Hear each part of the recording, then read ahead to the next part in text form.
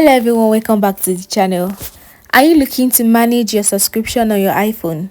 Today I will show you how to delete or cancel subscription quickly and easily. Let's get started. First, open the setting app on your iPhone.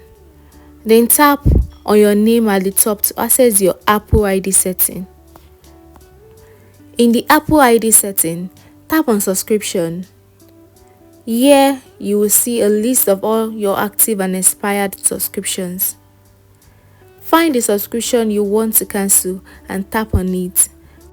This will take you to the subscription details page.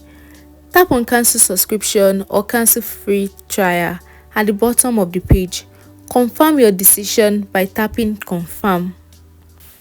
Your subscription will be cancelled and you will continue to have access to it until the end of the current billing cycle. And that's it, guys. You successfully manage and cancel subscriptions on your iPhone. Thank you so much for watching. If you found this helpful, please like, comment and subscribe for more quick tips. And I'll see you next time. Bye bye.